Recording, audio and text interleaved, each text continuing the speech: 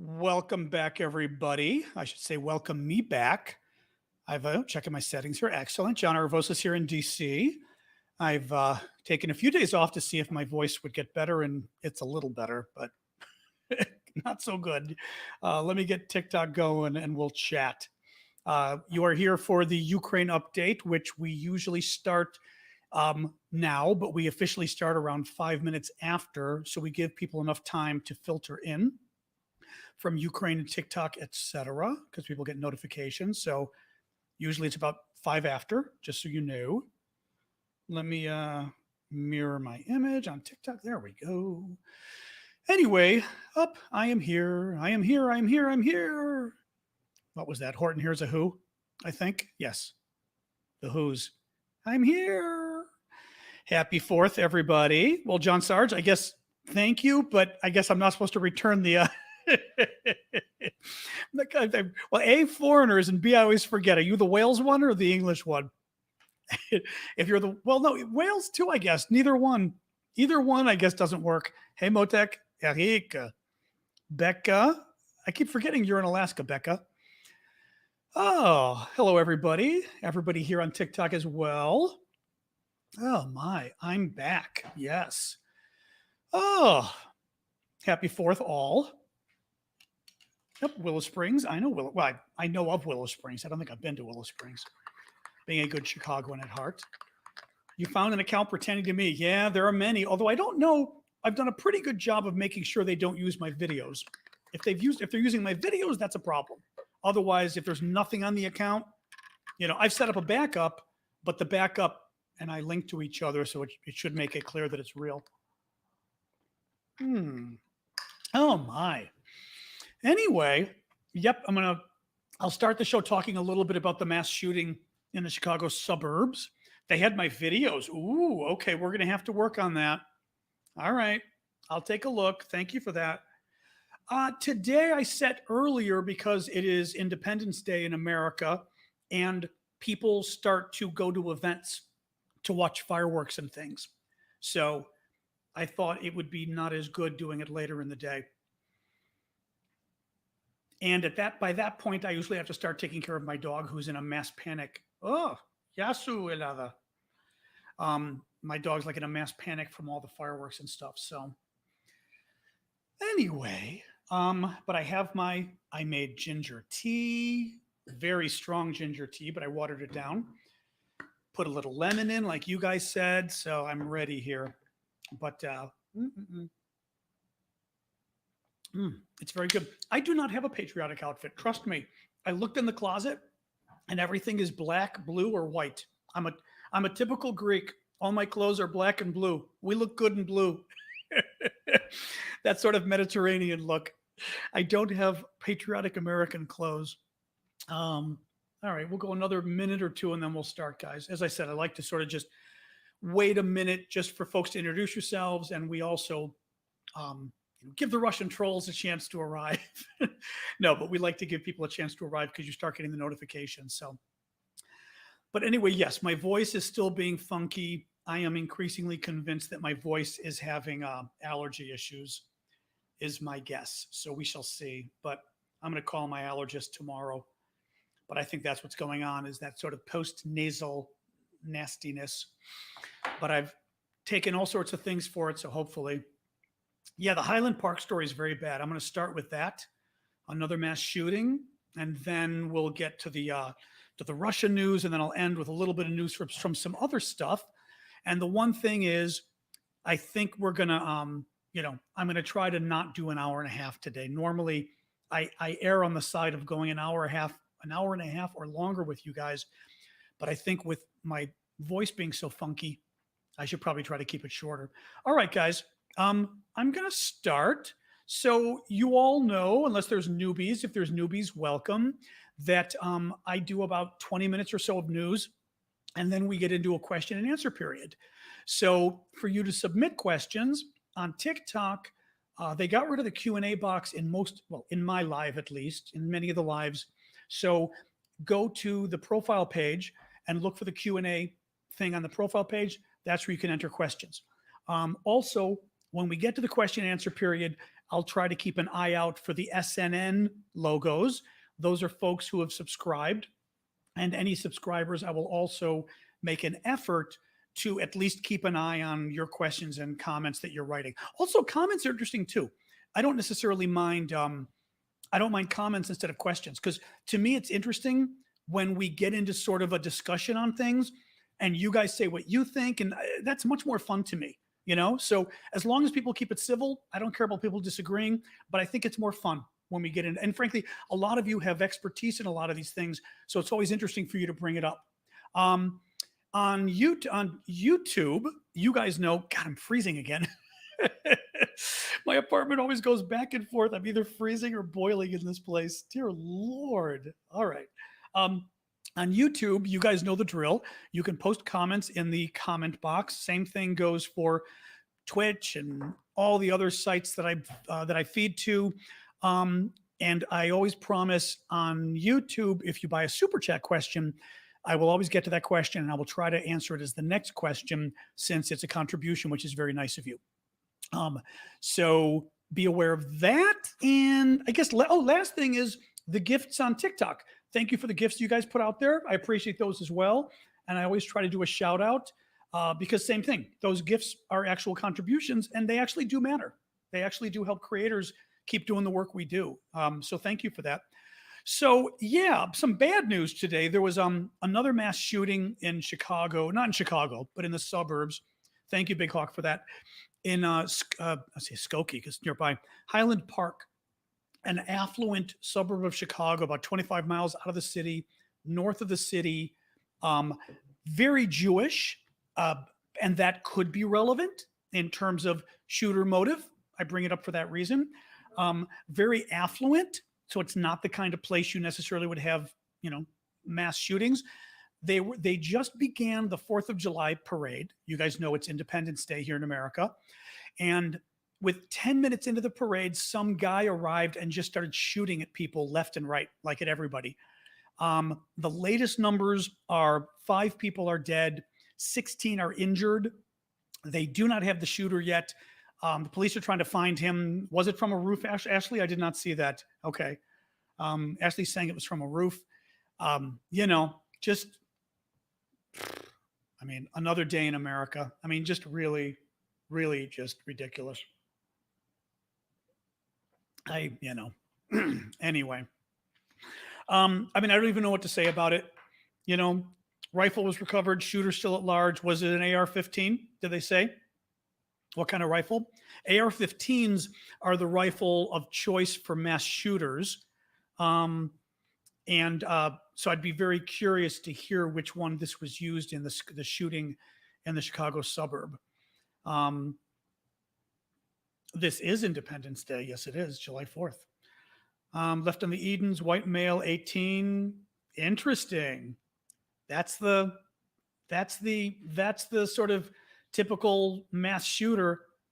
There's the thing also, I think the sick thing in America is I was going to say, there's a distinction between the kind of mass shootings we have.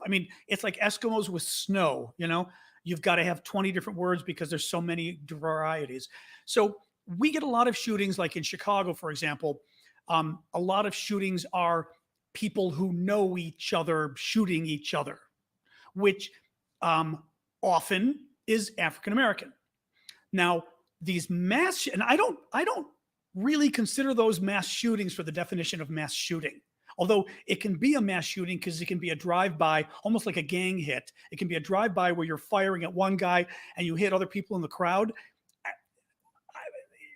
It's kind of it is a mass impact, but to me, a mass shooting is this kind of indiscriminate thing where you want to just take out a crowd of people. And usually it's not anybody who deserves it, for starters. It's not as if, I'm going to take out 5 people who robbed me.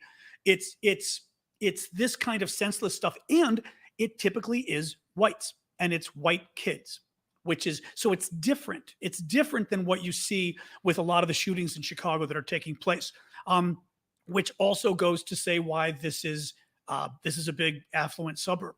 So very strange, very strange. We're going to find out. I'll move on after this. It is It is a well-known Jewish suburb of Chicago.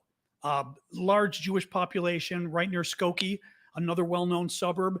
So it is certainly possible that there could have been a political motivation in that sense. Um, who knows? You know, doing it at the July 4th parade's a little weird, right? I mean, if you were doing it as an anti-Semitic attack, you wouldn't really go at the July 4th parade. I don't know. I think the whole thing's very weird. Um, so that's all we've got right now. Let me move on to the Russia topics. Um, as we go on, there may be breaking news on that, and I'm happy to jump in if you guys see sort of additional news and what's going on with that. Let me know. But let's jump in with the Russia stuff. So Russia at this point, I've been offline for the last couple of days, thinking my voice would heal. It didn't. So nonetheless, I'm going to try to speak not as loudly as I normally do, since I realize I don't have to project because I actually do have a microphone. But the Russia now controls pretty much all of Luhansk, which is one of the two territories, regions, oblasts in eastern Ukraine that they wanted to get their hands on. Right? Luhansk is the town. Donetsk is the town, but it also is the name for the region. A lot of Russia's, again, they're called Ukraine's. They're called oblasts, but basically they're regions. They could be counties, you know, depending how you want to count it. But a lot of them, the big city there is also named after it. So Luhansk is the, I don't know if you call it capital, but of the Luhansk Oblast province. Donetsk, same thing. Well, the Russians have now captured pretty much all of Luhansk, and they want to get Donetsk as well. The combination of the two together is called Donbas. So you'll hear about the Donbas region. It's both of these regions. Now, it is a clear Putin goal to get those two regions. He's got the one. He's got about 50% of the other, 50% of the other. You know, he may be able to get the other. The big question is where things go from there. Arifa, good to see you again after so many days. Oh, and thank you, Artolka. Is it Arto? Oops, sorry. Sorry, you guys meant to thank you, Jesse, for the hat. We have Artolka checking in from Ukraine. You are very welcome. And folks, give Artolka some nice sunflower showers there. And DH, thank you for the paper crane. And Arifa, I think I just thanked you. And Putin sucks. Good to see you too. So, you know, I would not be surprised that we're going to see Putin get both of these provinces. The thing is, it still is a small percentage of Ukraine overall. And Putin's goal was to get the entire country. And the analysts are still saying, thank you, Crusher. One moment, since I know just enough Russian to know who to block. Bye-bye. Slava Rossi. Bye-bye, Rossi. Aflac. The Russian troll got my attention there. So yeah, I would not be surprised if both of these regions get taken by the Russians eventually. What'll be interesting is where they go from here. The analysts are saying that Putin's goal is still to take the entire country, and it's not entirely clear how he can do that, right? Because the Russian troops are going to be tired. They are going to be low on weapons. Thank you, Louis, for that. And as time goes on, Ukraine is getting better and better weapons. I'm going to talk a little bit lower about some of the attacks Ukraine has done in the last couple of days. Thank you, Marcy. And how it appears they've used some of the new American rocket launchers we provided, the rocket systems, which is great news. So, you know, it's going to be an interesting game over the next few months of, does Russia have enough morale and manpower and weapons to keep going and taking more land, A, in the east, but if they take that, to start going into other regions, and B, what happens with Ukraine as far as, will this new weaponry help Ukraine go on the offensive, or will it be basically a standoff in essence? So they kind of keep going at each other. They push back and forth a little bit, but neither side advances, and we're going to see. Snake Island, while I was gone, you may have seen that Snake Island got taken by the Ukrainians. This was great news. I don't remember. Maybe we had that as the last story I had up. Snake Island is around here, more or less where my finger is. And they believe that the Ukrainians were firing at it from the shore, using possibly those new American rocket launchers. And the Russians are off the island. There's some great video of there's some great video of a couple things. Hold on, I am going to pull this up just because one of them made me laugh because I didn't even realize how bad the video was until somebody commented on it, and I went, "Oh my god, that's hilarious!" Hold on a sec. But the Russians on the way out uh, basically got off the island because they were getting bombed by the Ukrainians one too many times. And then they came in and dropped what looked like phosphorus on the island, possibly one would think to blow up their remaining equipment that was on the island, right? Well, hang on. Oh, here we go. Here we go. So, what is interesting about this, and I did not catch it until folks commented, but this is Snake Island. It's very small. It's half a mile by like a quarter of a mile. I mean, literally, almost, there's no land here. Let me show you this video. What I didn't notice was 3 of the 4 strikes from the Russian aircraft, 3 of the 4 like missiles or whatever go in the water. They totally missed the island. There's nobody on the island. There's nobody fighting back at them, right? Check this out. I'll show you first, and then we'll show the other guys. See the one goes in the water. Excuse me, the one goes in the water. That's number 3, and there's a number 4 as well. I just burped in your guys' face. Sorry about that. That's what happens when I drink my ginger tea while talking to you. Here you go. See? So 1 in the water, 1 on land, 2 in the water, and there's a 4th that I missed that they say is in the water as well. I missed that one.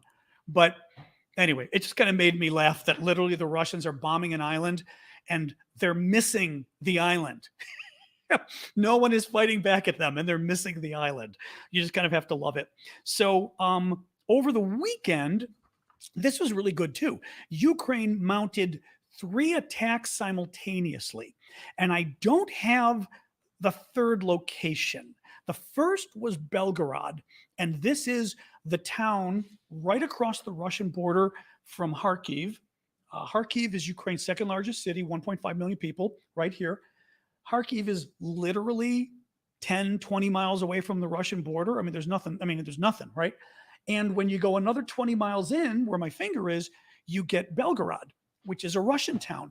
It is a super important Russian town for supplying their troops in Ukraine. So the Ukrainians have been hitting it. This is the town the Ukrainians hit before when they blew up the oil depot. Remember that? They blew up a weapons depot as well, and they did both of that within 1 week, and it really pissed off the Russians. And then the Russians started their whole, if you're going to hit us in our country, we may hit you hard. And the Ukrainians are like, you're bombing the hell out of our country. Give me a break. Well, what happened was this last weekend, on like the same day, the Ukrainians went after Belgorod again. I believe they hit fuel storage. I'm not sure, but they went for Belgorod again. They went after Melitopol, which is a Ukrainian city, but it is right here, Melitopol, Ukrainian city being occupied by the Russians right now. So they went into Melitopol and blew up an ammunition depot. And in Melitopol, it's believed they used the U.S. weapons, the HIMARS, which is the medium-range rocket systems. And what's nice about that is I don't know where up here it would be, but the bottom line is what they're able to do is somewhere up here is the beginning of the Ukrainian, the Ukrainian line where Ukraine still controls, and they're able to go long enough with the rockets to hit there and to hit accurately, which is great. So they blew up a ammo depot there, and there was a 3rd town, and I don't know if anybody remembers, a 3rd town the Ukrainians hit simultaneously, which also made it very interesting because it showed that they were able to hit 3 places in the same day behind Russian lines. Like, that's a big deal. Again, it's not going to change the course of the war in one day, but it was still a big deal that they're able to. It shows that they're developing their abilities, and their abilities are growing, basically. And again, you got to love them hitting Russia behind the lines. this was interesting. Oh yeah, this was interesting. So in Kherson Oblast, woohoo! I am back. Woohoo! Kherson Oblast. So here's Kherson, the town, and as I told you before, a lot of these, if not all of them, these oblasts, these regions, the big city in the town is named after the region. So Kherson Oblast is the region. Kherson is the town. Uh, Currently occupied by the Russians. It's the first big town the Russians took on the way in. The On July 2nd, so 2 days ago, Ukraine's operational command reported that Ukrainian fixed and rotary wing aircraft conducted 5 strikes against Russian ammunition depots and force concentrations and claimed the destruction of 2 Russian ammunition depots in 2 other towns in the area. Now, what's interesting about that is they used their planes. And we haven't been hearing a lot about aircraft. Neither Russia nor the Ukrainians have established air supremacy, meaning neither of them controls the airspace. So it's been rather risky for either of them to come in and use their planes. But the Ukrainians use the planes, they use it effectively, again, behind Russian lines, and they were able to blow up ammunition depots, which is fabulous, and then do it in 2 other towns as well. So what you're seeing, by the way, just to put a finer point on it, the Ukrainians smartly are going after the supplies, the supply lines of the Russians, going after their weapons, going after their fuel, going after anything that would be used to help keep the troops fighting. And they're going after it at its base, which is very smart. Partisan activity. This was interesting too. So partisans, as we've talked about before, are, Wolverines, the resistance, citizens that are behind enemy lines. So basically, this is in Melitopol. Thank you for that, inspired woman. So Melitopol, which is the town right here, okay, behind enemy lines, Ukrainian town occupied by the Russians. And the partisans are the local citizens who are still there, but have taken up arms against the Russians, but they're doing it sort of secretively. They're working with Ukrainian intelligence behind the scenes. It's Wolverines, exactly, behind the scenes, so nobody knows that, because of course the Russians will kill you if they know that you're working behind the scenes helping blow things up. And typically they blow things up. And these are the guys who have been blowing up collaborators. They blew up the mayor because the mayor was a collaborator of the town. They've gone after a lot of the folks working with the Russians. Well, Ukrainian partisans in the town of Melitopol reportedly derailed a Russian armored train carrying ammunition. Again, think of what's going on here, right? They're not just going after troops. They're going after the things the troops need to keep fighting. And they're going after ammunition a lot, which is, again, freaking brilliant. So, and they're doing it effectively, so good to hear. Russia has begun harvest. Whoop. All right, you. What's the matter? Sasha's feeling much better, by the way, even though today's the 4th of July, which means we have lots of fireworks going off, which usually is a very bad day. By the time evening hits, my dog is shaking and I'm sitting with her on the couch trying to get her to calm down. But so far, so good. Sasha the Wonder Dog is fighting. Our not to say our motto, our whatever. More tea. So the Russians have begun harvesting crops in Mariupol. Thank you, Rascal, for that. Mariupol, the town over here, occupied by the Russians, that's the town where for about 3 months, the Russians were fighting and fighting and fighting, destroying the town, but they couldn't beat the 2,000 men and women. Mascot, there you go. I know I was totally spacing out on the word, Laka. You're right. But they couldn't beat the 2,000 men and women who were holed up in the steel plant, in the Azovstal steel plant. That's Mariupol. Mariupol is also the town in which the Russians dropped the bomb on the theater that had the people inside and it said children on the outside. It's also the town that they blew up the maternity ward of the hospital. So just to give you a little background on the town. So in Mariupol, according to the mayor, the Russians began harvesting crops near the city, stealing from those forced to leave Mariupol due to Russian attacks. So the Russians are starting to harvest the Ukrainian grain and the Ukrainian crops for themselves. Turkish customs, I did not see an update on this, but I will bet you one is coming out shortly. Turkish customs seized a Russian ship carrying Ukrainian grain either yesterday or the day before, which was great news. the Ukrainians had put in a request. This story came out right before I took my time off from my throat, because I mentioned to you guys that this boat came from Berdyansk, as I recall. It was a Russian ship. It left the port of Berdyansk, again, Ukrainian port, currently being occupied by the Russians, and it was full of grain, presumably Ukrainian grain. And the Ukrainians said the boat was going to Turkey. The Ukrainians asked the Turks to intervene and grab the boat. So what happened was the Turks grabbed the boat this weekend, and they were making a decision today on what to do with the grain. So interesting question as to, I don't know whether, if you guys want to check as I'm talking, if a decision was made by Turkey, but today was the day they were going to make the decision on what to do with the grain. And yes, we did talk about the mass shooter at the beginning. At the very end, we can recap if there's any additional news. We can look to see if there's more about the mass shooter. Yeah, I'm curious right now if anybody wants to Google really quick on the Turkey thing. Just Google like Turkey Ukrainian grain and see if there's any articles out telling us if there's a decision made, because the decision was supposed to be made today, and in Turkey it's got to be 9:30 at night, I'm going to guess, there at this point. So they must have, if they were going to make the decision, they must have made it. If anybody wants to Google really quick. I don't like doing it because I don't like getting off the screen. Otherwise, we can just move on. I know I'm about 15 seconds behind for you guys. Nothing on the decision. Okay, interesting. Well, my guess also is that the Russians are probably putting massive pressure on the Turks behind the scenes. A decision on Turkey impounded a Russian boat that had left a Ukrainian port full of Ukrainian grain. And the Turks, the Russian boat came into a Turkish port, and the Ukrainians said, that's our grain they stole. Customs impound that boat. And the Turks did. They grabbed the boat. They're not letting it leave.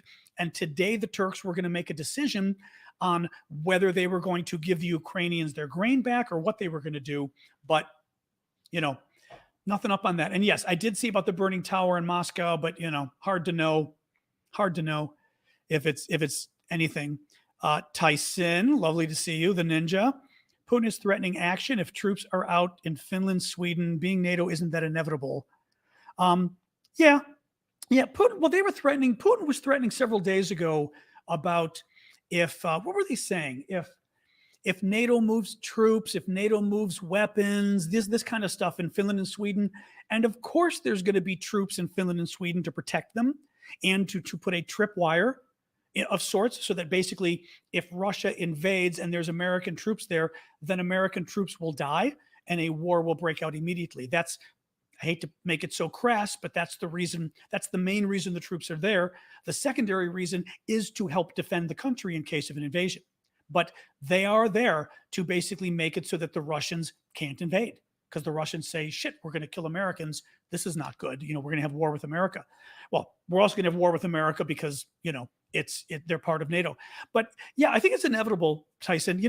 The thing is that Putin threatens everything, right? I mean, we talk about the nuclear war stuff, which there was another one a couple days ago. They threaten everything. Exactly. I think it says typical Russian agitation. They threaten a lot. I mean, granted, Putin, well, actually, somebody made the point the other day. It's when Putin denies something that you should be afraid. Don't be afraid when he threatens something, because he's bluffing. And think about it. They denied they were going to go into Ukraine up until the last day. Remember?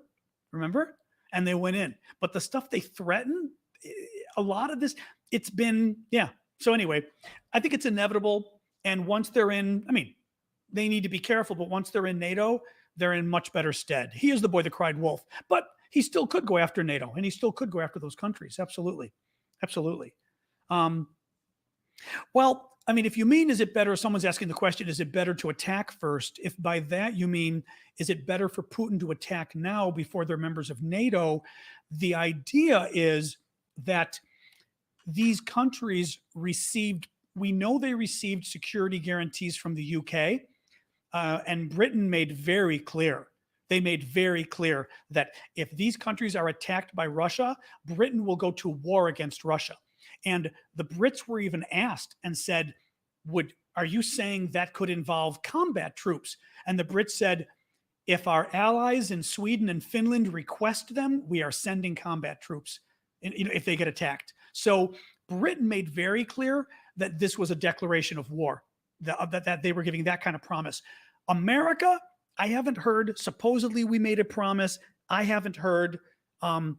My guess is, knowing Biden, that Biden made the promise behind the scene to Putin and basically told Putin in no uncertain terms, if you attack these two countries, we will consider it an attack on the United States and Great Britain, and we are at war. That's my guess. So you are correct. If you wanted to go after Sweden and Finland, you would do it before they join NATO. But if they now have security guarantees from two of NATO's biggest nuclear countries, then it's already probably too late for Putin, as long as the message has been made very clear to him. That's the problem. Or that can be the problem. You always want the message to be very clear. And yeah, John D is mentioning, our Ukrainian friend, Soviet Union tried to attack Finland. I don't think it's a good idea. Well, I told you guys about that quote from one of the Finns, one of the Finnish government officials, when the Russians were threatening a month ago. I read you that quote, but I can't find it. I ought to print it out and keep it. But he basically said something like, you know what? Bring it on. You want to invade Finland, Putin? Bring it on. And you can meet the 200,000 of your countrymen who are buried under the ice on the border. Oh, I mean, it was just like, whoa. So yeah, the Finns, amazing. And mind you, the final point on this, we are dealing with a Russia that is severely weakened, because they just seem to suck militarily in many ways. But I'm projecting again. Okay, I'll stop projecting. Thanks for reminding me. But Russia, which seems to suck for starters, but also they've been weakened, right? They've lost a lot of men. They've lost a lot of equipment. Their morale is down. The idea of Russia taking on anybody else is crazy right now. I mean, the last thing they need, it's not only another front in the war, but another enemy would be just insane, I think. So they can't afford it. They just can't afford it. All right, let me go on with a little bit more here. Swedish Prime Minister Magdalena Andersson was visiting Bucha and Borodyanka today, scenes of massacres. Well, this is interesting. So Ukraine's intelligence chief is saying that there's no serious threat of Belarusian troops crossing the border with Ukraine. Now, this was something that, everyone's been kind of worrying about, but Belarus is up here, more or less on my map. So you got sort of northwestern Ukraine right up here. Russia's over here. And the Belarusians have been causing a lot of trouble on the border, basically trying to make it look like they're going to attack. But the question is, will they really, right? And a lot of people think, a lot of the experts think that the Belarusians are just causing trouble so that they can convince the Ukrainians to move troops there on the border. Because the idea is, if the Ukrainians put troops on the border, they're troops that can't be put elsewhere. So in other words, now I'm switching to my coffee. One moment. I think I'm having too much of the ginger tea. I made it really strong. It's a little strong.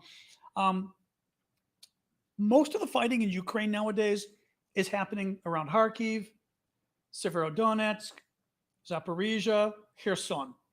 You notice how this forms kind of an arc here, okay? Way on the eastern part of Ukraine. A couple hundred miles away over here is Belarus. If the Belarusians act up and the Ukrainians fear that maybe they're going to invade, then the Ukrainians have got to leave a couple thousand troops here just to be safe.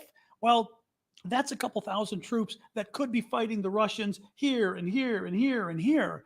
So I think the Russians have put the Belarusians up to this to basically just cause trouble in the area, scare the Ukrainians into thinking they're going to invade so that they don't have a choice but to leave some troops there, and it wastes it. The Ukrainian troops end up sitting on their ass, basically. So there you go. But anyway, so Ukrainian intelligence says they don't think they're gonna invade. The intelligence chief did add that he thinks Russia does not plan to limit itself to Donbass, the region in the east, and wants the complete destruction of Ukraine. So that's something to keep an eye on, is kind of where this goes in the future. But it seems, there's concern. There's concern that Russia's going to try to go for the full country. I don't have much more. So this was interesting. During American 4th of July celebrations, our Independence Day, we often play the 1812 Overture. And I pulled it up here if I can find it again. This is the conclusion, which you might recognize. I'm not going to play all of it, the finale, but I'll play some of it. Famous, obviously.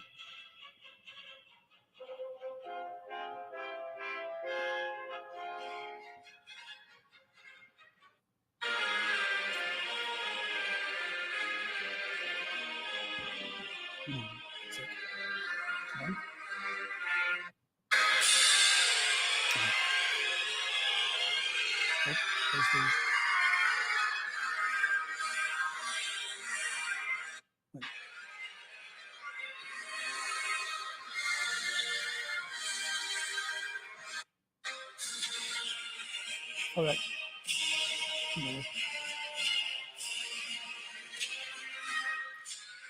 Now, I am pretty sure that we play this in Washington, D.C. during our fireworks display, the actual national fireworks display for the federal Capitol. And it's starting to cause controversy because it's written by Tchaikovsky, for starters, but it gets better. It is Tchaikovsky wrote it to commemorate the rout of Napoleon's army in Russia in 1812. So a lot of places are reconsidering using the work. Oh, V for Vendetta. I knew it from something else. Yeah. A lot of people are considering not playing it because it's a song about Russia's victory. I mean, I don't know. I'm kind of divided on it because, it's a good song. And at some point, some of the cultural stuff strikes me as silly. You can borrow the land of hope and glory from Britain.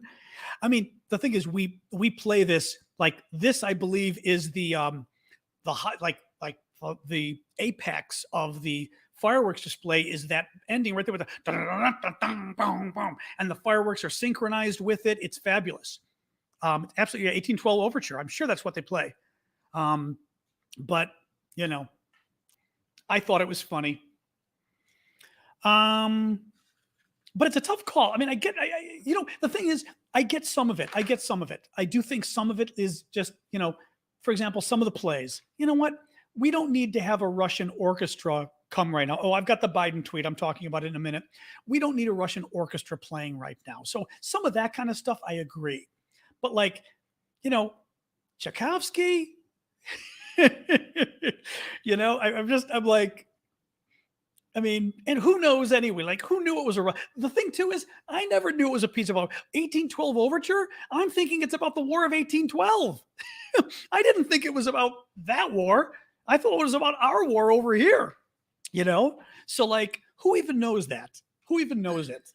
Anyway, just strikes me a little silly, but and I'm pretty hawkish on Russia, as you all know, but it still struck me as silly. So a little bit of unrelated news.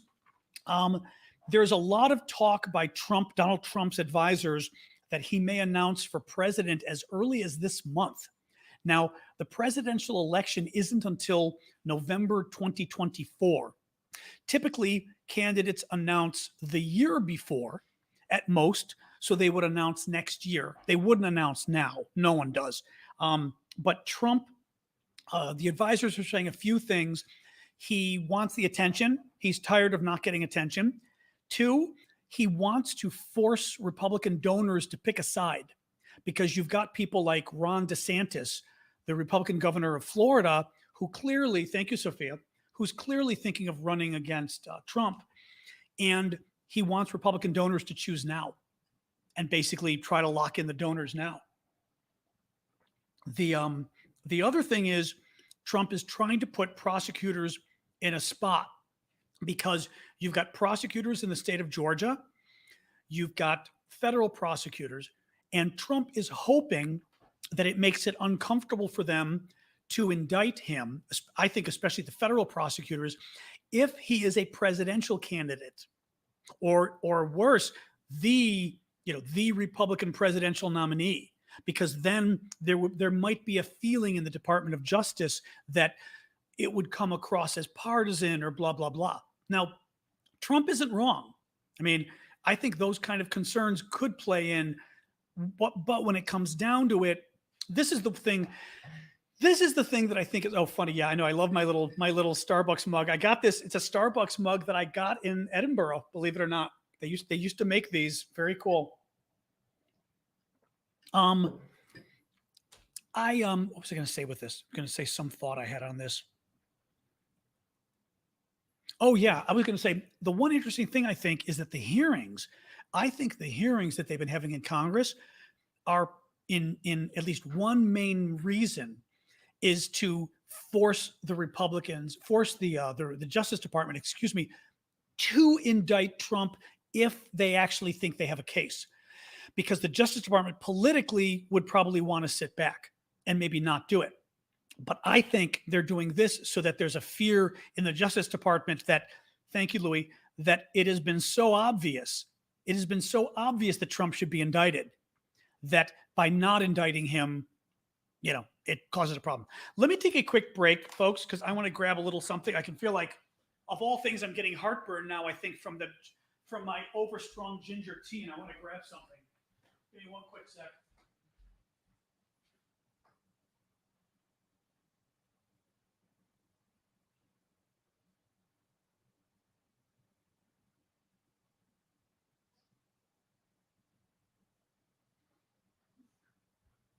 It's funny, I haven't made ginger tea in a while, and I made a super strong version that was probably a little too strong.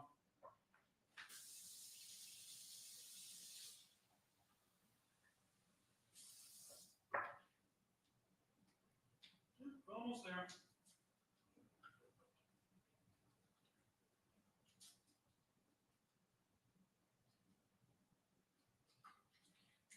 All right.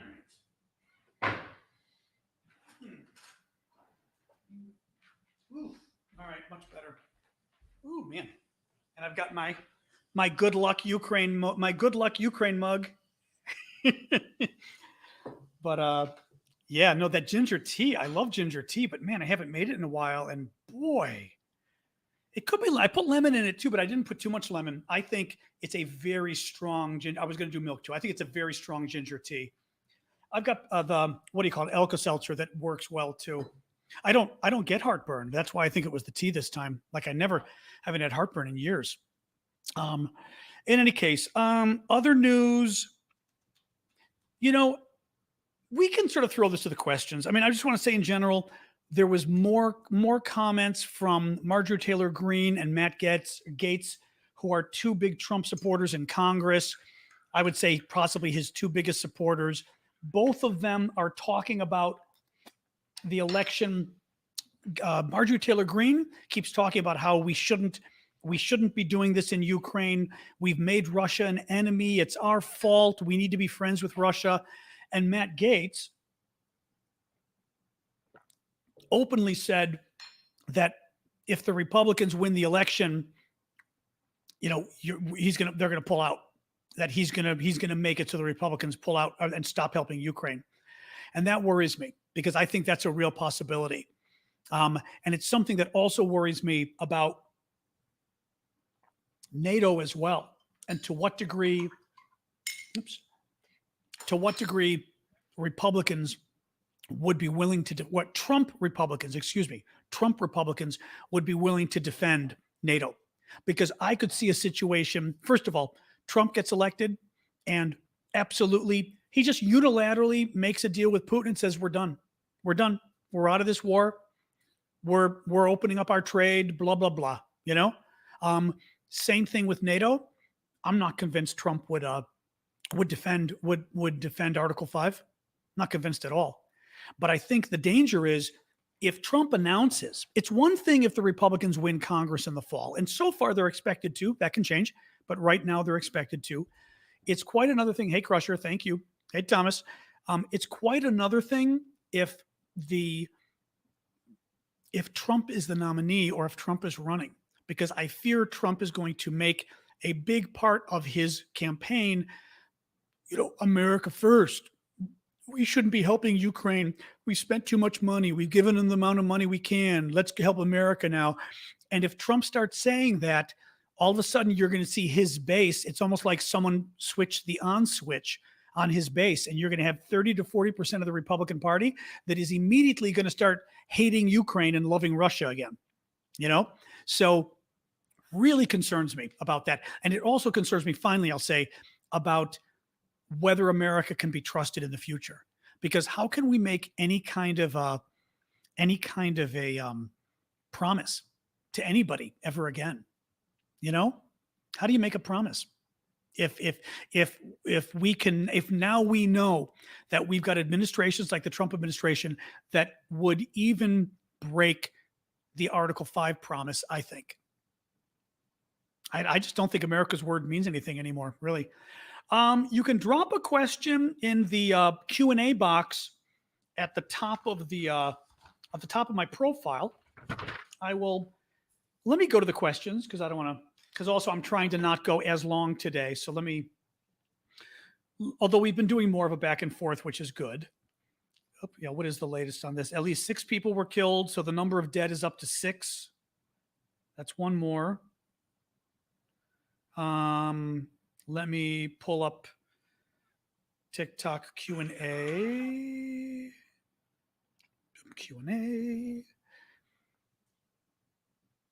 Okay. Thank you. I'm getting, hope you're feeling better. Actually, you guys didn't, did you guys post any questions or no? These look like old questions.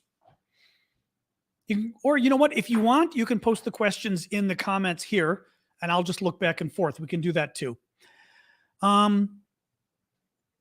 Megan says, why would they let him run and fundraise if he had that bogus defense fund? Isn't that fraud? It could be fraud. Yes. And when we finish, I'll do a recap anyway. It very well could be fraud. I agree with you on this, Chris. Chris raises a good point. Trump did make a good point that a lot of NATO countries are not living up to their obligations on spending and have been reliant on the U.S. That is true. Under NATO, they're required to spend 2% of their gross domestic product on defense, and most of NATO does not. And that's a very good point.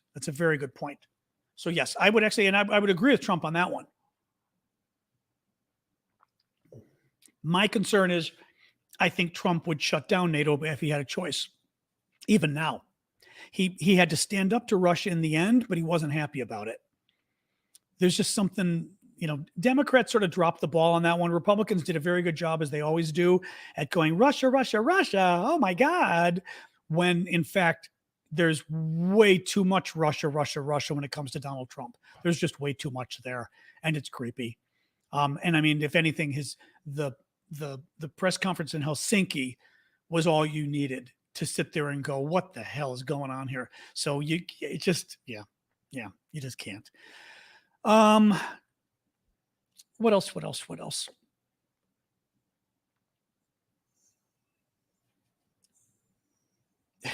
If the U.S. shut down Windows, Android, and Apple devices in Russia, would they surrender? It's worth a try if we could. I don't know how we could, but I'd be game.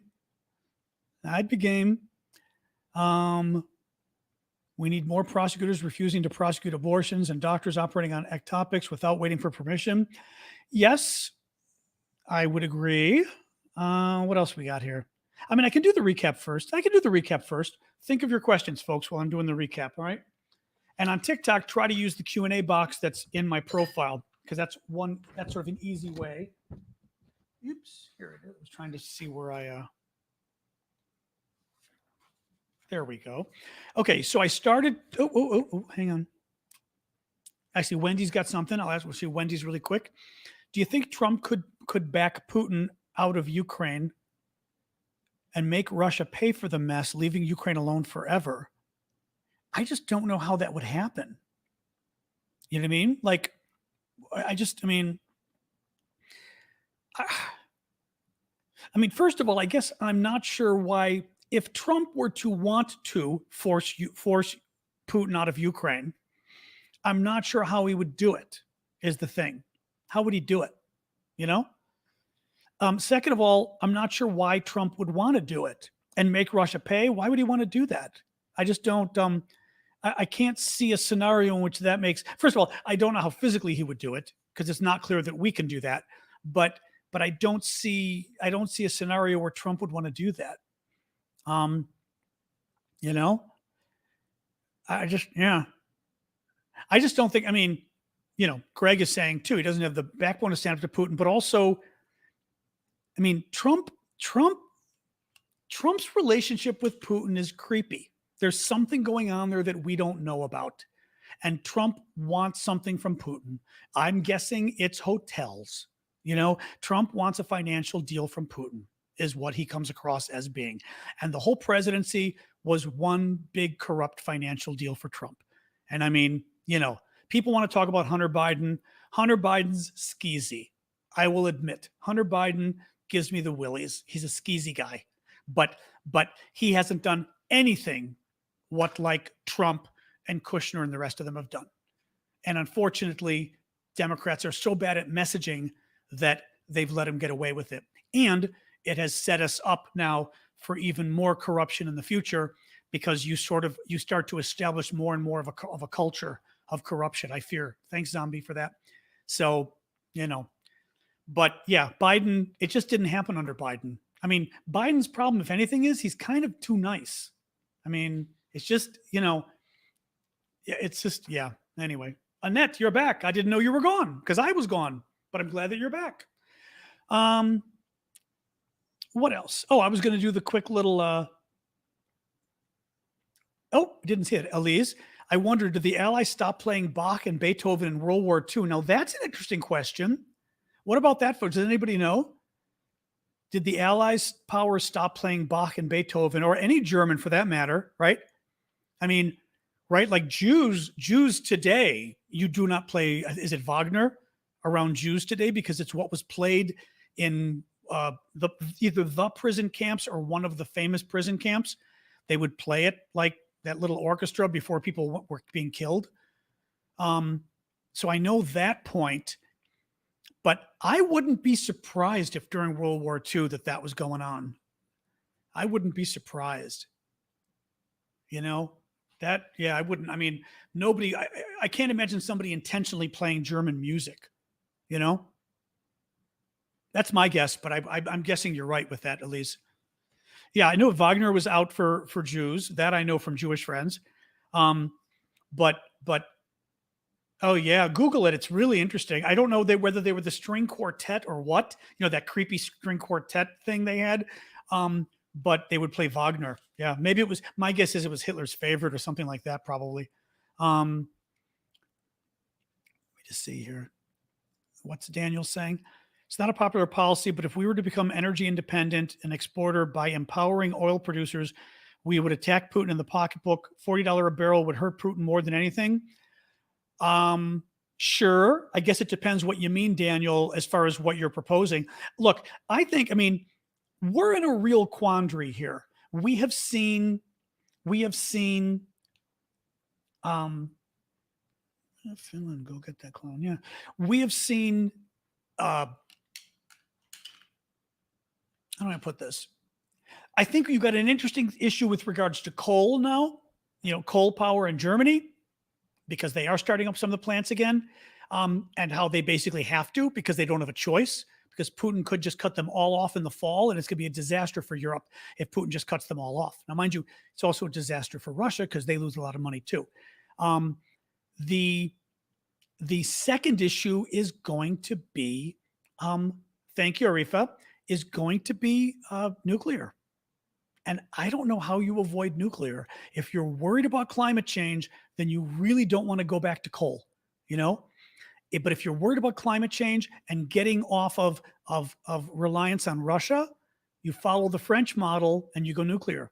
I mean, I you know I know the environmentalists won't like it, but I'm not sure, especially for climate change. I would have said for sure with climate change, it may be the answer to climate change. Ironically, you go after all the other alternatives. Of course, you go after alternative energy, but it's not enough. It's not enough at this point, whereas nuclear could be. So, anyway, just my crazy suggestion there, but more logic. Yeah, I do that sometimes. What Putin is selling his oil gas to India and China. I saw that. We do need to figure out the long-term solutions. Yeah, clearly. But this oil thing is just, so much across the board.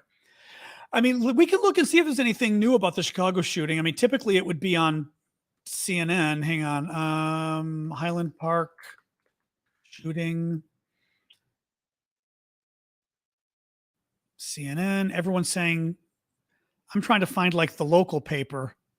Yeah, Chicago Sun-Times, NBC Chicago. They're still 6 dead, 26 injured is the latest. So they're saying 26 injured. Let me see here real quick what they're. Oops. Oh, it's not playing it because it's my sound is going through there. Actually, you can probably hear this and I can't. I'm trying to get this guy to stop. What a weird page. The page, I can't stop the live on the page. Well, I'm not watching that page anymore. That was weird. Shooter not captured, 6 dead, but the 26 injured, that's a lot. Wow. Let me see about live updates from the Times, although the Times, 6 people killed and at least 24 injured. The person is not identified. At this point, this appears to be completely random. Jesus. See, the parade was canceled and we didn't know why. This has to be why they canceled. They found the weapon. I see you guys saying that. I can see. Oops, sorry. Let me go back. One moment. Sorry. What I'm trying to see here. I'm trying to see what did. Okay. See you, Jingle. Did somebody, I can open up my Twitch and see. Did somebody on Twitch have a question you said I missed? Hang on. Let me open my Twitch. The mighty Twitchers. My mighty Twitchers. Okay. Boom. My channel. My live. My mute. All right. I see nothing in the chat room. No? It's being weird. There's nothing in the chat. Why am I seeing nothing in the chat? Weird. Even though I see you guys here, the chat room is showing me nobody. Unless it doesn't show me like the people who were there before. That's weird. Okay, well, let me look here. Sorry about that. I did try to find the Twitch question. It won't show you old messages. Oh, okay. Did somebody have a question, MPH? I was told somebody had a Twitch question that I missed, which I am happy to answer or try to answer. Oh, here we go. From Laka. Oh, hey, Laka. Do you really think there are so many Trump supporters left so he can win the election? Is it due to the resistance? As I understand it, maybe Hillary Clinton was not so popular either. From Magnus. Oh, hey, Mangus. Oh, Laka. I'm calling you Laka. Mangus. Oh, hey, Nathan. I'll get to you next. There's some. My Twitch is my last name, Aravosis. Yep. Same as on TikTok. There's in terms of how many Trump supporters are left, there is some evidence. There's some evidence of Trump support softening up. And for example, polls with DeSantis show them pretty much tied. The governor from Texas, from Florida, who's a Trumper as well. I mean, it's kind of scary. He's very Trumpy. Um, but it's interesting because it's showing them having less interest in him. But again, DeSantis, I don't know if DeSantis is as corrupt as Trump, but he is as culture war as Trump. DeSantis just wants to beat up liberals. That seems to be most of what he does. He undercut COVID. He did all of the the anti-COVID, not anti-COVID, but anti-vaccine, masks, all this kind of garbage. Um, so it's hard to say with that as far as whether they're there.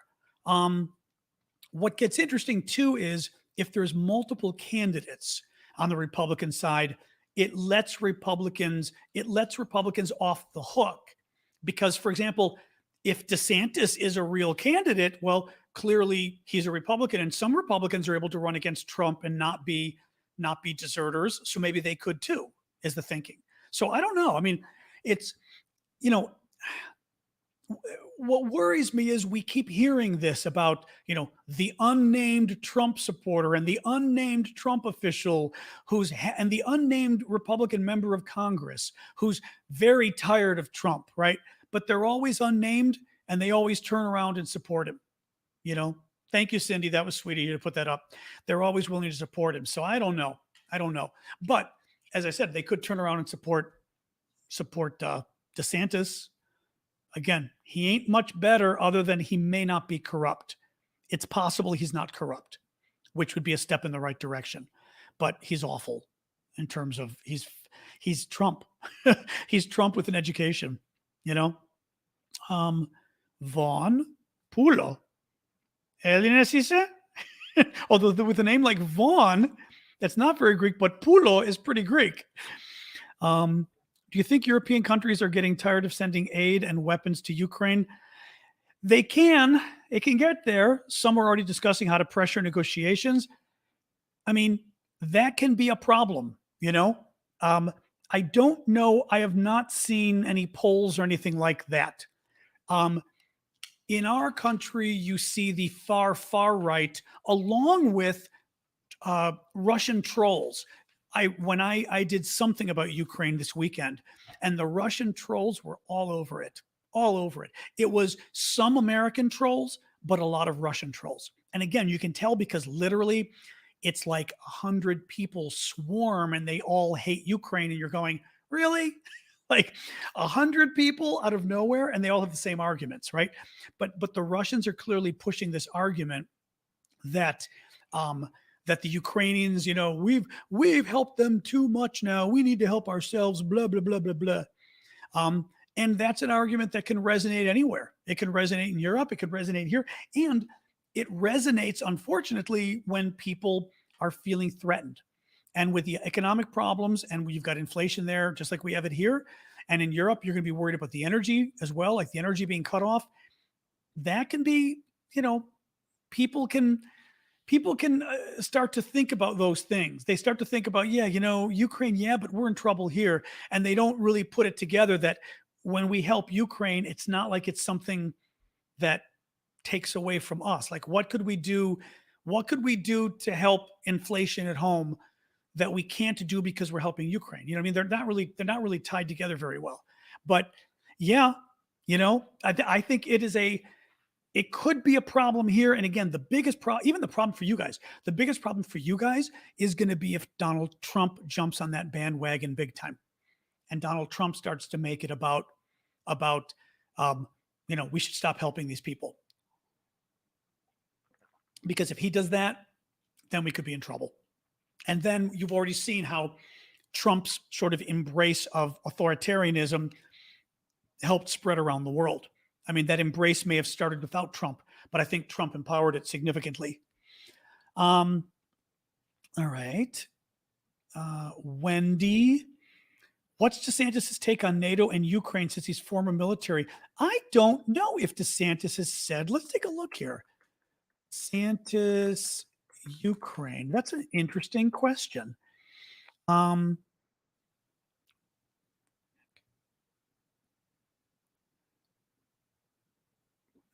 that's good. At the very beginning, Yeah, of course. Of course. When Trump was president, they didn't take anything. So we know that part, of course. Um, the governor. Um, this is a guy who is an authoritarian gas station attendant, okay? With some legacy nuclear weapons from the old Soviet Union, he said of Putin. Their whole society is hollowed out except for that energy. Hit him where it counts.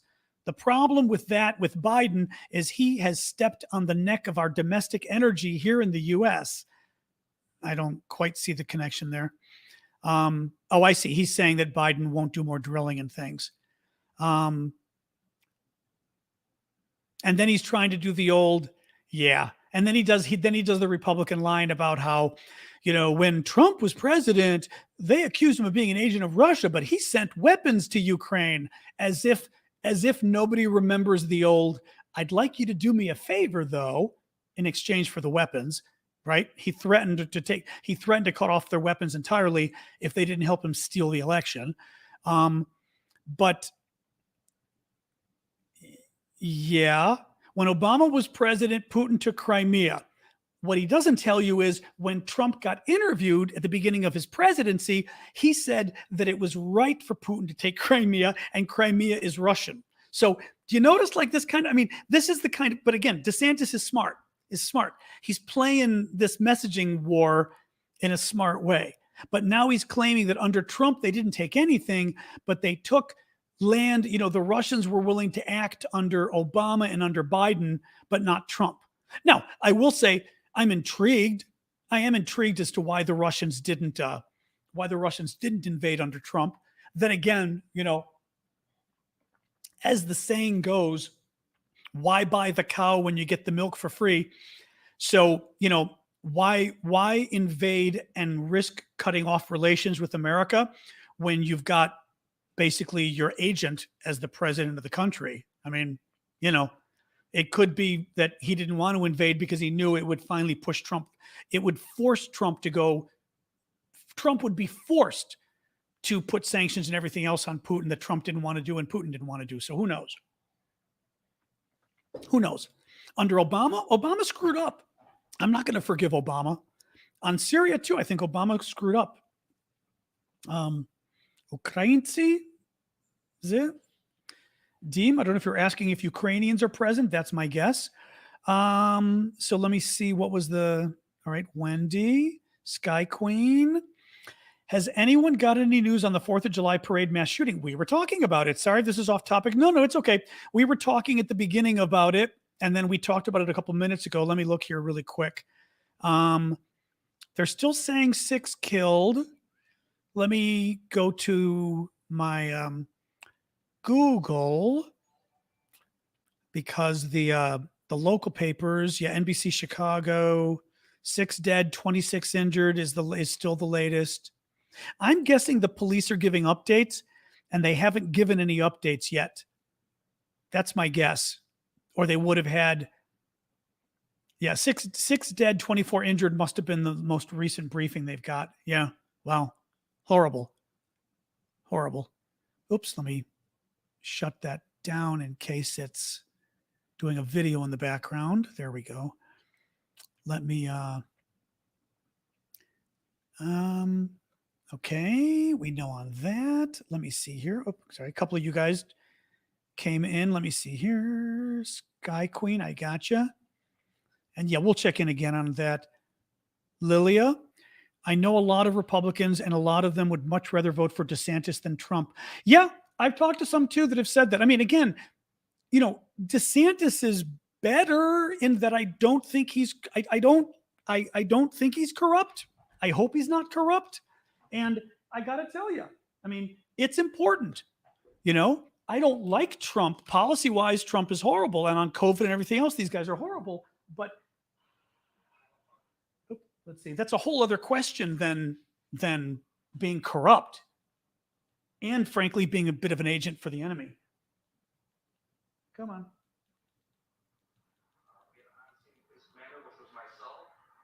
Oops, sorry. See real quick what they're saying.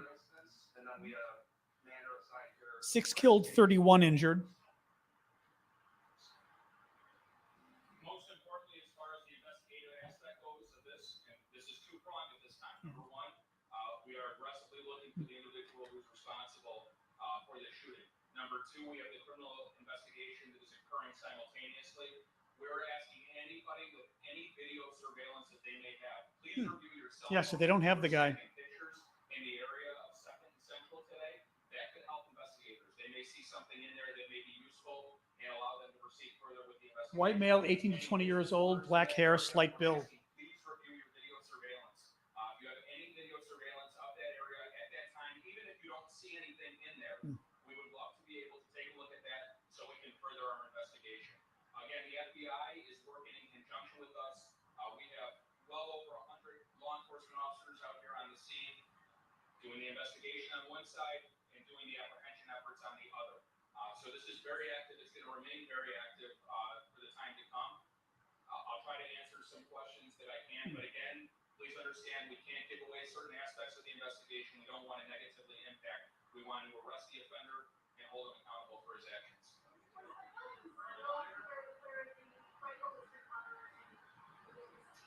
I'm not sure of that right now. None that I'm aware of. Certainly investigators are going through social media to see if there's any clues or any. They haven't found anything on social media yet. Social media that might help them with the investigation. So as of now, we have approximately 2 dozen victims that were transported to area hospitals. There's a number of hospitals. Some hospitals did require 31 injured. Due to receiving traumatic victims and such a high number of them. So hospitals throughout the region, both Lake and Cook County, receive patients from this, and their conditions range. Some critical, some serious.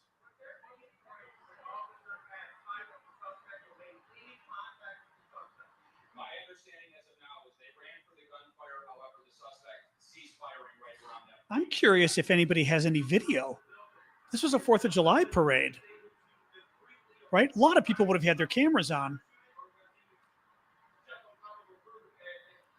All indications is he was discreet and he was very difficult to see.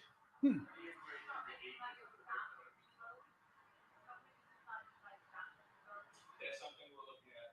Certainly evidence technicians are going to collect the rounds that were discharged from the firearm. Another thing to remember, this is what is being considered as a very massive scene. It's very large. You have All right. where the shooting took place at Second and Central. All right. There's nothing new really happening there. And folks, calm down. We're having a nuanced discussion here. Hang on, get the temperature down. But no, I can't stand DeSantis. I'm saying like my only hope would be that maybe he's less corrupt than Trump, but who knows? I mean, maybe he's not in the pocket of a foreign leader, of our foreign enemy. I mean, again, like it's not a crime to say that I think he's better than Trump in that way, but he's awful, obviously. Strong Life. High-powered rifle. They won't say what the. Yeah, they're not saying which kind of rifle. How much you want to bet it's an AR-15? Always a bit worried about Schultz. Often I wonder if he knows for himself what he's saying, which makes him very hard to take seriously. Therefore, I'm so happy that Germany did finally start. Delivering HV weapons. Yeah, no, I think Schultz is kind of talking out of both sides of his mouth. There's something going on in Germany that's making them helpful, not helpful, helpful, not helpful, right? Rooftop attack.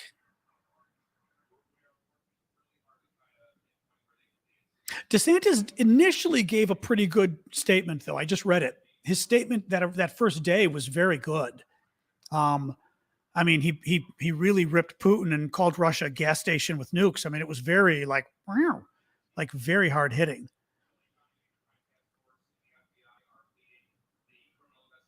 Yeah, if Cheney runs, that gets interesting too. John Hoover in Ukraine and Romania. Hey, John Hoover. Oh, I didn't see what, let me see what you've been talking about here.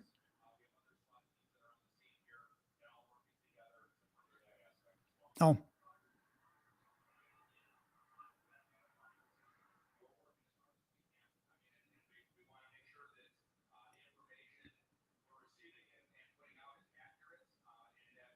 oh, wow. You arrived on the scene less than 20 minutes after the scene of the Kremenchuk attack. Holy cow. Wow.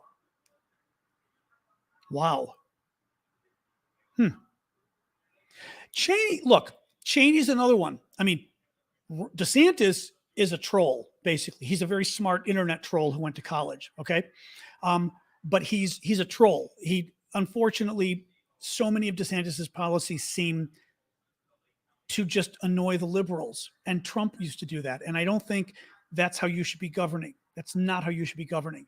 You know, Cheney is to the right of Attila the Hun, but she's clearly honest. I mean, one thing this whole Trump era has shown us is the very few Republicans who are basically honest, courageous, true to their word, actually believe in Republican values, actually believe in conservative values. I mean, a lot of these guys, they're liars.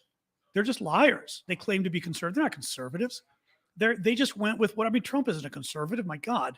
They just go with anything, you know. Cheney would be crazy conservative. I mean, crazy conservative. Don't get your, you know, don't get it wrong here. But she wouldn't be a crook, which is what Trump is. And I think Trump is dangerous. She's not dangerous and she's not a crook. She just, you know, she wouldn't dismantle our country, but just be aware, she's so far to the right, most of you would hate her. And that's the irony, because everyone's calling her, she's a, oh, look, even this Mary person, because she's a rhino. Mary, tell me, mods, do not ban Mary, because Mary and I are going to have a chat. So Mary Fantino saying on TikTok, you only like Cheney because she's a rhino. Okay, that's a Republican in name only. Tell me a policy of Mary Cheney's on a conservative issue, of a core conservatism that Mary Cheney doesn't agree with Republicans on. Tell us, Mary. I'm not going to have the mods ban you, because I want to watch you flail on yourself here. So tell us, huh? She's a Republican in name only. Really? What core Republican issue does she go? Because she has a better voting record than Donald Trump and than most Republicans in Congress. She's more Republican than Trump on the issues. So spare me the bullshit, because what I think is, you're either a liar or you're a Russian. You're either a troll or you're a liar. And that's the kind of shit I don't tolerate here. Because disagreeing is fine, but don't pull up that lying bullshit crap. That's the stuff that pisses me off. Because it's what's dishonest and it's what is going to destroy our country. Because you've got liars who want to defend the bullshit, rather than, you haven't answered the question, Mary, I see. You called her a rhino. So tell us what issues Mary Cheney doesn't agree with core conservative values on. And I'll wait. I've noticed you've had 3 or 4 comments now and you still haven't been able to give us one. Yeah. Again, it's the dishonesty of Trump supporters. And this Mary person's a perfect example. There's just a core of dishonesty to them in the way they make their arguments about all of these things. Yeah, see, Mary's going now, because Mary, I think Mary may be a bot, actually. Oh yeah, she's got the Bible in her profile too. And tell me, who do you hate, Mary? She probably hates gays, but she's got the Bible in her profile. It's like, okay, sure, Mary. Bye-bye. Bye-bye. Mary's gone. Bye, Mary. It's been really fun having you. No, these guys, there's just such a dishonesty, and it worries me. And a lot of the people who are making the noise in the Republican Party, and it really worries me. Yeah, she is Googling her own answer, LaShawn. That's exactly what's happening, because she doesn't have a clue. No, we are talking about a foxsucker. Oh God, that's funny. That's very funny. We are Yeah, that wasn't good to help my voice. That's true. That's true. What do you do? Yeah, oh yeah, I already escorted Mary out of the building. No, because this is why I'm saying, like, I can respect Mary Cheney, even though her issue on the issues, she's awful. Adam Kinzinger is another one, Republican in name only. Adam Kinzinger, who's the other guy on the panel, who with Mary Cheney, he's the other outspoken Republican on the commission investigating the attack on the Capitol. Adam Kinzinger, again, so far to the right, so far to the right. And both of them are being called not Republican enough because they want to hold Trump responsible for a crime. I mean, no, it's the irony is, as always with this crowd, they accuse you of what they are. They accuse you of being a Republican in name only because they're Republicans in name only. I mean, I was a Republican, and the idea that on foreign policy, these guys want to bend over for Vladimir Putin makes me sick, absolutely sick. And not only that, but it is an utter lack of wanting to defend America. They don't want to defend this country against the bad guys. They want to cut deals with the bad guys because Trump wants to put up a hotel. But they don't want to defend this country, and they think that makes them like America first. They're America last. They're traitors. I mean, they're traitors to this country and they're traitors to conservatism. It's terrible. It's absolutely terrible. I did try to start the recap and then we got distracted by the shooting. So, all right. So the recap, we started with the shooting. You've got the update on that. Russia has grabbed most of Luhansk, which is the province in the east.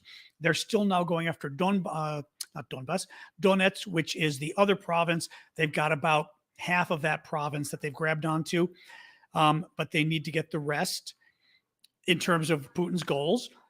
Snake Island has been recaptured by the Russians. That was good to see. I'm guessing I'm going to skip that tea. I think I need to water the tea down even further. Snake Island was captured by the Russians. A Ukrainian flag went up there today.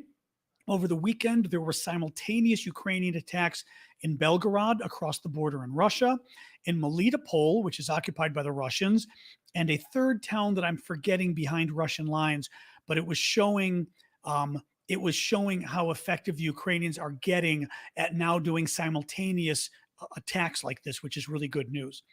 At the same time, they used what was this? They used their aircraft to conduct 5 strikes against Russian ammunition depots in Kherson province. Again, doing another strike. Oh, and the point I mentioned on a lot of these was they're going after ammunition a lot because they're going after the weapons that are being used to supply the Russians. So, not just going after the troops, but in other words, defunding the troops, so to speak, to use a phrase. The partisan activity as well in Melitopol, Ukrainian partisans derailed a Russian armored train carrying ammunition. Again, going after ammunition, brilliant.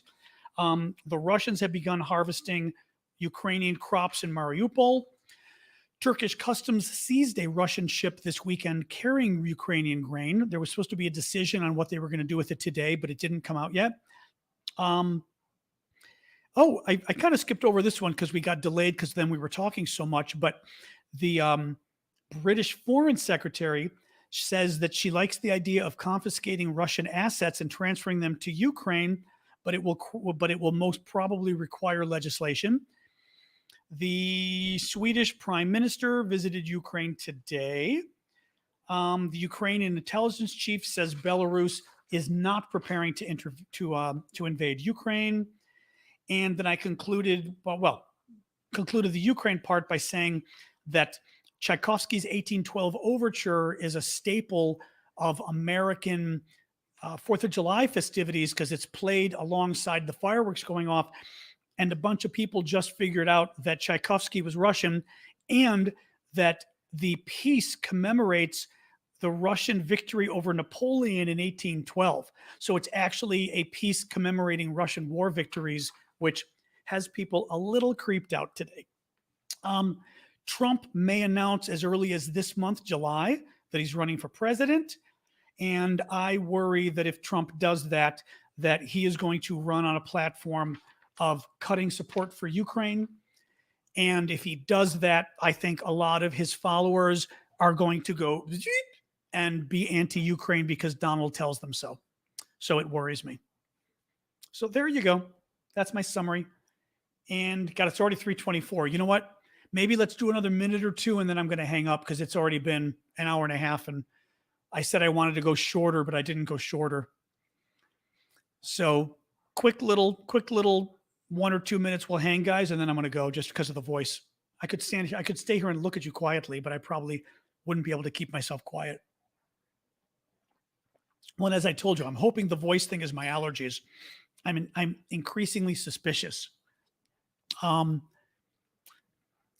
don't, the interesting question, MPH asks if Trump will lose followers for being anti-Ukraine. Who knows? It could go either way. Sasha's doing well. Thank you. I just started her on a little bit of her real food today. She's been having chicken and rice all week. So just starting that. I don't know. Spring onion. Tried to freeze it? No. That's interesting. What, you can freeze it? Spring onions? I didn't know that. But I don't know if it would hurt. Yeah, somebody's saying on TikTok that he may lose some and gain others. That's kind of my sense. As for Sasha, my dog, I think she's got sort of an irritable bowel kind of thing. And she eats something, she likes to eat wood, she likes to eat grass. Oh, Kali esperas us. We're at the end though. And it just throws her whole system off and she throws up and stuff comes out the other end and then she can't eat or drink. And you've got to calm it down with medication, or she, like the first time she had it, she got very sick and had to go to the hospital for 5 days. It was very scary. This time was bad, but taking her to the vet in time, she responded well to the drugs. So at least it was good over the last week. And like I said, today I'm giving her like 2 little pieces of her real food mixed with the chicken and rice. And tomorrow she'll get a little more. The thing is, they didn't think pancreatitis the first time. They thought it was duodenitis of all things. Yep. Sorry. Oh, okay, Yulia. I hate doing these shared things, but for you, oh wait, for you, I was going to click yes. Here we go. Okay. Oh, let me unplug. I was going to say, I hate doing these things, but for you, I'm happy to. What's going on? Thank you. I just wanted to see stuff because I was on your stream for a little bit, but then I had to do my news, so I was like, I don't want them to read. Yeah, no, we're doing fine. My voice is hanging in. I still think, to tell everybody, I still think my voice is allergies. I'm convinced, Yeah, but, probably. well, we'll see. Warm milk with honey. You should try warm milk with honey. Oh, that's funny. Because it really helps. And you know what else really helps vocal cords? Cognac. I don't have cognac. That's very funny, though. That's funny. Yeah. Now, could you give a more Ukrainian suggestion for? You sound like my relatives in Greece. If you have a sore throat, drink cognac. Okay, sure. That's very funny. But no. Well, the thing is, what's funny is I made a bunch of ginger tea because I love ginger tea, but I made it way too strong, which doesn't usually happen. And I watered it down, but I didn't water it down enough. And the damn thing started giving me heartburn, which I've never had happen. It was too strong. So I've realized I've got to water it down more. But what I did was this time, for those of you who cook, I took the ginger and this time I grated it on the mozzarella whole grater. Oh. Because you try to cut slices and the slices are still never enough. If you grate, it's kind of a pain to grate. Actually, I'd put it in a food processor. Once it's done boiling, it's so easy to put through a strainer, totally easy. And it ended up being the strongest ginger tea I've ever had, which means you just use it as ginger syrup and then, Yeah. But nonetheless, yeah, it was a little too strong. But, Warm milk with honey is good. And warm milk with cognac honey is and good. cognac. Oh, I was saying, or ginger tea with cognac. Yeah. Cognac all day. No, the And warm. also, Go on. Yeah. for your approval, I want to show you the room because Oh. it's pretty much completed. Right. So Julia was. I'm gonna turn it or see if you guys can see. Oh, there we go. Okay. So oh my God, that light is fabulous. So she's got a gay Ukrainian friend coming, who's 18 and couldn't really be out in Ukraine, and he's coming and he's going to finally be able to be out. Sort of staying with Julia in New York studying, and And he doesn't know that he's going to be sleeping on the couch. Meanwhile, we as a TikTok community put all of this Oh, together. nice.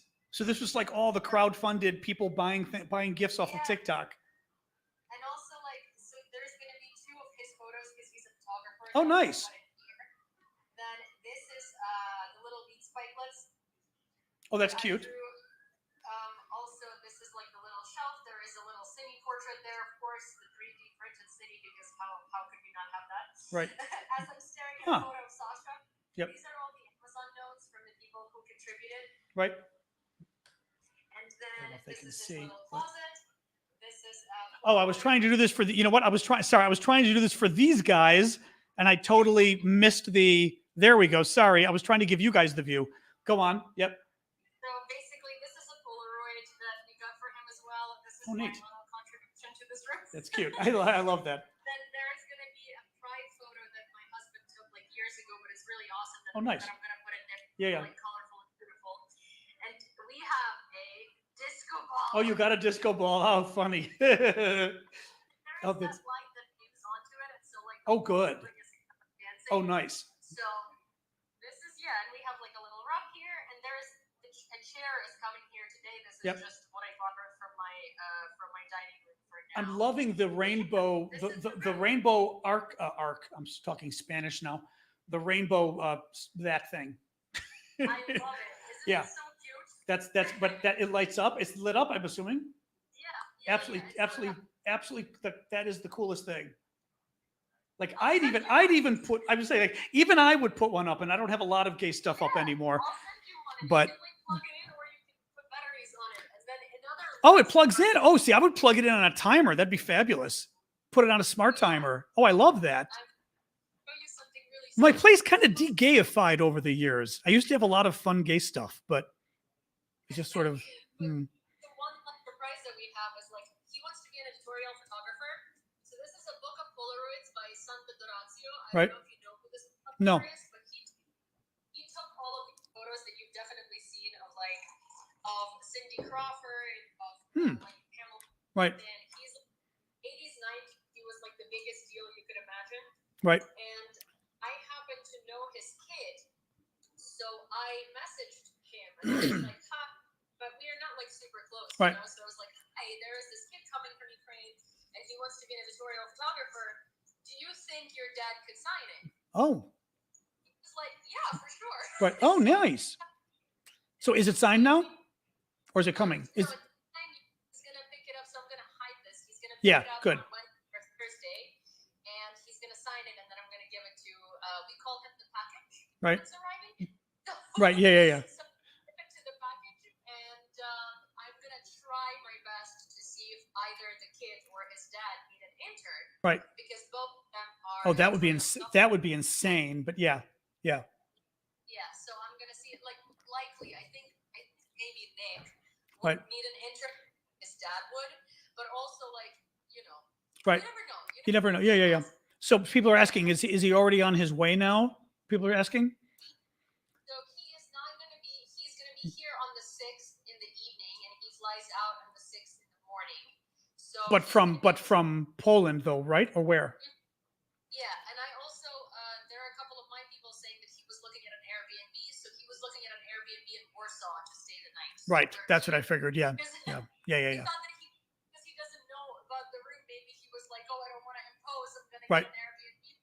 Right. Like, no Airbnbs. Yeah. Oh, Right. there are rainbows everywhere. Right. Well, that's great then. Good. Oh, that'll be neat. God, he needs like somebody young and cool and gay to show him around who you can trust, Yeah. because he could get eaten up in New York. I mean, Well, that's what I'm kind of like working on because I do have a very large like gay community of friends. Right. They're awesome, but they're 30s. yeah, So I don't know, like if he's 18.